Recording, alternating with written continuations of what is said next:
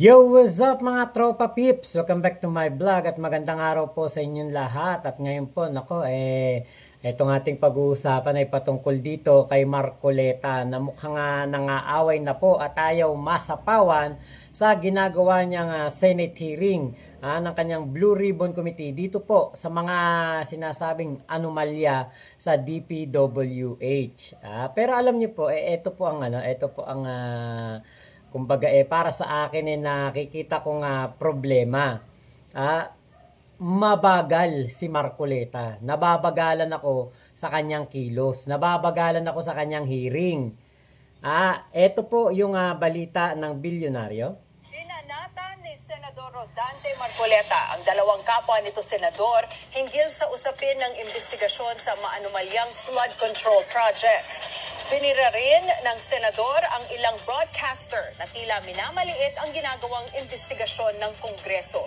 Narito ang Agenda Weekend Report ni Hannah T. Tila nabastusan si Senador Rodante Marcoleta sa panawagang bumuo ng isang independent investigative body para tutukan ang anomalya sa flood control projects. Sa isang panayam, sinabi ni Marcoleta na ayaw niyang iniinsulto siya at dapat magpakitang gilas umano si Senator Kiko Pangilinan kung gusto siyang palitan. Una na kasing sinuportahan ni Pangilinan ang pagbuo ng isang independent body na tututok sa probe. Isinusulong niyang pangunahan ito ni dating DPWH Secretary Rogelio Singson at dating Ombudsman Conchita Carpio Morales. Ani Pangilinan, dapat ang susunod din na ombudsman susunod sa marching orders ni Pangulong Bongbong Marcos at hahabuli ng mga sangkot sa anomalya. Babala ni Marcoleta, katakot-takot umano ang korupsyon sa ombudsman. At anya, kung kulay ang pag-uusapan, mababahira ng dilaw ang investigasyon.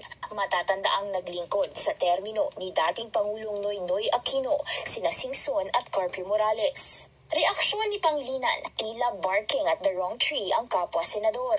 Hindi rin niya pipigilan si Senador Marcoleta at hindi rin daw sila pwedeng pigilan. Hindi lang si Pangilinan ang binuweltahan ni Marcoleta. Ayan, so ito po nga si Marcoleta, parang barking at the wrong tree nga. Kasi nga po, ang nagpasinaya nung independent body na yan, yung parang nagsuggest ay si Tito Soto. At sinusuportahan lang nitong si Kiko Pangilinan. So hindi ba kayang sitahin ni Marcoleta si Tito Soto? Kaya si Kiko Pangilinan ng kanyang kumbaga parang inaaway. Alam niyo po, dapat lang naman na magkaroon ng independent body na mag-iimbestiga dito sa DPWH. Bakit? Kasi hindi naman iimbestigahan ni Marcoleta yung mga kaalyado din ni Digong na sangkot sa korupsyon o merong mga maanomalyang flood control projects. Isa pa, may mga senador na nakatanggap po ng pondo para sa pangangampanya noong nakarang eleksyon 2025 at 2022. So, paano nila iimbestigahan ang mga kontraktor na nagbigay sa kanila ng pera pangampanya? Diba? Kaya tama lamang yon na magkaroon na lang ng independent body. Katulad ng inutos ng ating Pangulong Bongbong Marcos na magkaroon ng independent body para imbestigahan ang DPWH anomalies. So, diba, nasa Senado na yon kung itutuloy pa rin nila. Pero para sa akin, dapat na yung ihinto. Kasi nga po, bias. Pwedeng maging bias yan. Siyempre, iwas puso yan yung mga senador na nakatanggap ng pondo mula sa contractors. Diba? Hindi nila maimbestigahan ng maayos yan kasi meron silang iingatan. Meron silang kailangan protektahan. Etong si Marcoleta bilang isang baguhang senador, siyempre kailangan din niyang magpasikat. Kailangan niya magmagaling. Na kunwari, kumbaga siya ay anong-ano dito sa mga flood control projects. Pero 'di ba, nabanggit man lang ba niya sa kanilang hearing kahit isang flood control project na nangyari noong panahon ni Digong, na kahit mismong si Digong sinabi niya na maraming korupsyon na nangyayari noong siya ang presidente. 'Di ba? Kasama na diyan yung 51 billion na natanggap ng anak ni Digong. Nabanggit man lang ba ni Marcoleta na meron siyang kagustuhan o interes na malaman kung ano ang nangyari sa 51 billion pesos na natanggap ng distrito ni Pulong Duterte? Maliit na distrito, 51 billion in 3 years. Samantalang yung mga ibang kongresista, 500 million to 1 billion lamang ang kanilang natatanggap taon-taon. Kapag nakatanggap ka ng 1 billion, anak ka na ng Diyos, sacred cow ka na sa Kongreso. Pero anak ni Digong, 51 billion in 3 years. Diba? Walang may interest na marinig ito. Nabanggit ni Senator Ping Lacson. Pero, diba, meron bang naging pahayag si Marcoleta na iimbestigahan niya to? Wala po. Siyempre, alam nga na maimbestigahan niya ang kaalyado niya o ang kanyang kasama sa PDP laban. Ni Pangilinan, tila barking at the wrong tree ang kapwa senador. Hindi rin niya pipigilan si Senador Blue Ribbon Committee maging ang bombshell privilege speech ni Senator Ping Lacson pinatulsadahan. Ani Marcoleta, mukhang nagpapasikat umano ang senador.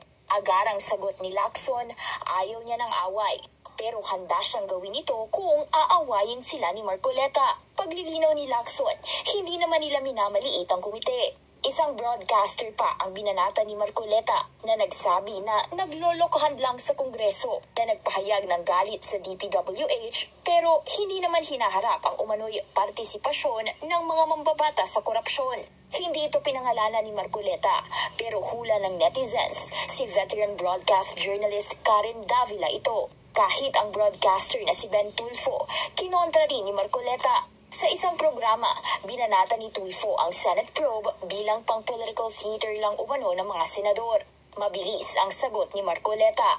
Kung usapang pagpapaepal umano, hindi siya ito at mandato ng Blue Ribbon ang pagtutok sa mga anomalya ng flood control. Baka mga kapatid ito ni Ben na sina Senador Raffy at Erwin na miyembro ng kanyang komite. May ikalawang hearing ng Senate Blue Ribbon Committee sa September 1. Para sa Agenda Weekend, Hannah T. So ngayon pong araw na ito ay meron pong Senate Blue Ribbon Committee hearing. Tignan natin kung matutuloy kasi ang DILG ay nagpatupad po ng walang pasok. Tignan natin kung merong hearing ang Senado. Pag may hearing ang Senado, ilalive ko. Ngayon po, itong mga ginagawi nitong si Marcoleta, napapansin ko, ayaw niyang malamangan, ayaw niyang masapawan. Sa totoo lang, mas maganda pa ang ginawang investigasyon nitong si Senator Panfilo Lacson. Dapat si Senator Panfilo Lacson na lang ang nilagay sa Blue Ribbon Committee.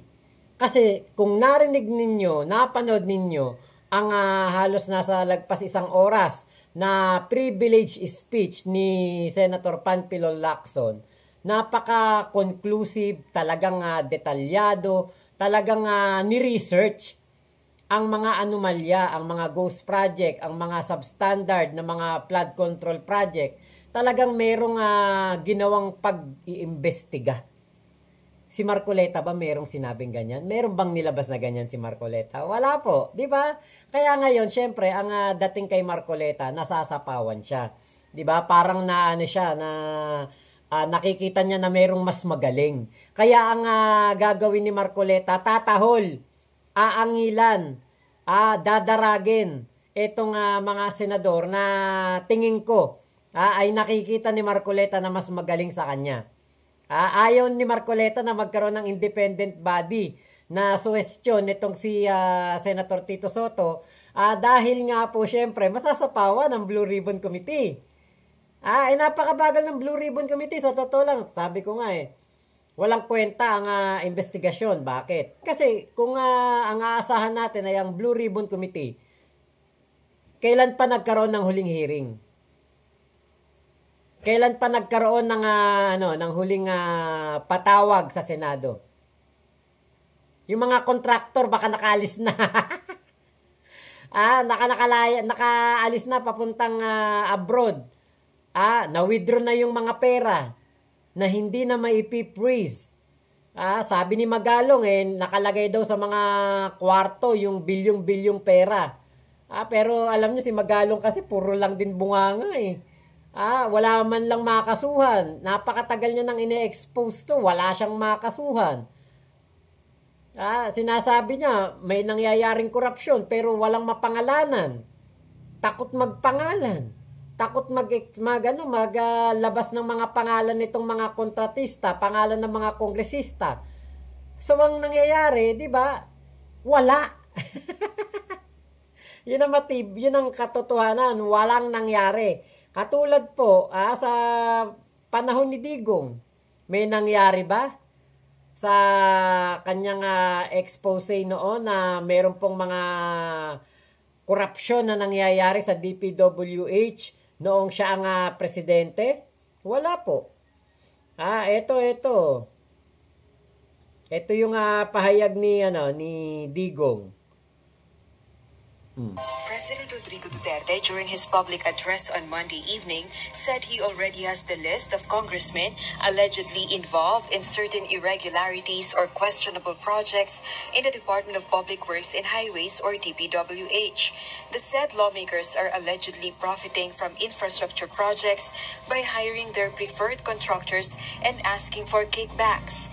The report is based on the investigation conducted by the Presidential Anti-Corruption Commission or PACC. The chief executive, however, did not disclose the names of the lawmakers. He said it is beyond his power as president to investigate members of an institution of equal authority. Ayan, di ba? Hindi niya pinangalanan dyan ng una. Alam niya na mayroon daw pong nakakatanggap ng kickback, may nakakatanggap ng lagay. Ngayon, punta tayo dito sa isa pa pong balita. Pinangalanan na ni Digong etong mga opisyal ng gobyerno, mga kongresista na sangkot daw po sa mga kickback. So, ito po yun. Itinanggi ng mga kongresistang pinangalanan ni Pangulong Duterte sa kanyang public briefing kagabi na kumikickback sila sa mga proyekto ng DPWH o Department of Public Works and Highways. Question din ng isa sa kanila ang pagtawid ng Pangulo kahit aminado itong wala siyang ebidensya. Narito ang report. Siyam na kasalukuyan at dating kongresista ang pinangalanan kagabi ni Pangulong Rodrigo Duterte na sangkot umano sa korupsyon sa ilang proyekto ng Department of Public Works and Highways o DPWH. Batayan sa listahang isinumite ng Presidential Anti-Corruption Commission o PACC sa Pangulo. Ito ay sina Occidental Mindoro Representative Josephine Ramirez Sato, dating Ifugao Representative Chidoro Bagilat, Quezon City 5th District Representative Alfred Vargas, Representative Henry Ominal, Isabela 4th District Representative Alisa Shinatan, Northern Samar 1st District Representative Paul Dasa, Quezon Representative Angelina Helentan, AXIS Party List Representative Eric Yap, at Bataan 1st District Representative Geraldine Roman.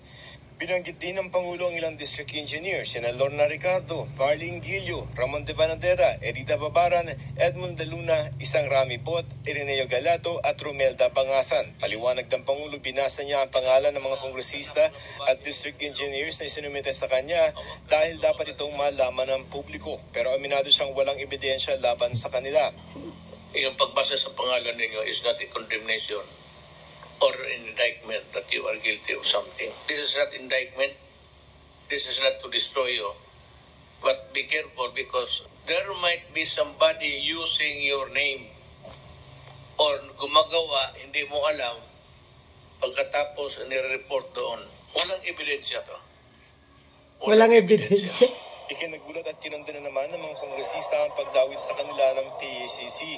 Ayon kay Yap na caretaker ng Benguet at kilalang malapit kay Presidential son Davao City Representative Paulo Duterte, kailanman ay hindi siya nakialam sa bidding ng DPWH projects at hindi rin niya inendorso ang isang nagngangalang Lorna Ricardo para maging district engineer. Bilang PACC, you should be responsible. Alam niyo sir, yung ganyan kasi na papangalanan mo lang, hindi para sa akin, hindi po investigation yan. Nag-witch hunt po kayo. Sinusuportahan din daw ni Congressman Ominal ang anti-graft campaign ng Pangulo pero ikinalulungkot niya ang pagkakasama sa kanyang pangalan. Itinanggi niya ang mga paratang sa kanya. Si Roman sinabing malinis ang kanyang konsensya at handa raw siyang humarap sa anumang investigasyon. Sabi naman ni Congresswoman Angelina Tan, kung meron daw dapat investigahan, ito ay ang DPWH na may hawak sa manumalyang proyekto kung saan siya idinadawit. Tingin naman ni ng Congressman Daza at Congresswoman Ramirez Sato, mga kalaban sa politika at mga dali ng inireklamong kontraktor ang nasa likod ng aligasyon. 3 years ago, we've been complaining to DPWH about airing contractors. Secretary Villar got strict, terminated some contracts, and blacklisted contractors. My political rivals have been very proud and flaunting that Mr. Bellica is their party mate.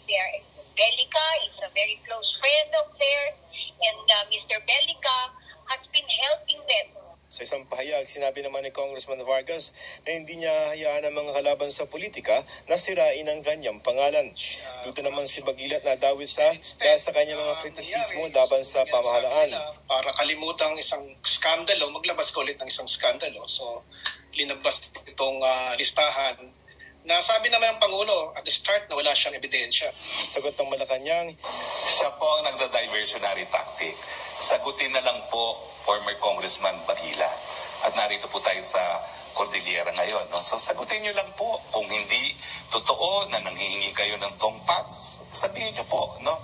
Pero wag na po natin palitan pa ang issue. Sinusubukan pa ng GMA News na makuha ang panig ng DCC Commissioner Greco Bellica. Sa isang pahayag, itinanggiri. Eto nga si Bellica po, nung ito ay ang PACC Commissioner o Director, wala pong nagawa. Nga po ang PACC, walang naipakulong. O katulad niyan, merong inilabas ng mga pangalan ng mga kongresista si Digong. Naglabas siya ng mga pangalan. Ito ang katawa-tawa, panahon ni Digong. Maglalabas ng pangalan, pero sabi mismo ni Digong, walang ebidensya na sangkot ito sa korupsyon. Hearsay lang. Baka narinig lang sa umpukan, narinig lang ni Bellica, tapos nireport kay Digong. Or parang ito yung nung panahon po ng drug war ni Digong. Ilalabas ang pangalan mo na ikay drug lord o ikaw ay sangkot sa droga kapag ikaw ay against kay Digong o kinakalaban mo si Digong. Gagawin kang drug lord. O katulad nun kay Jed Mabilog.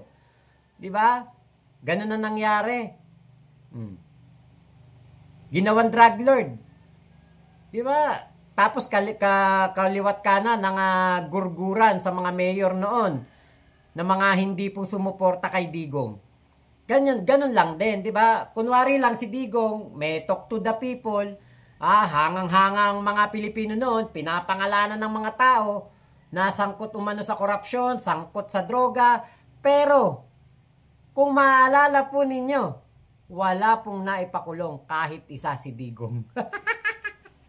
Kaya etong gagawin ng Blue Ribbon Committee sa pamumuno ni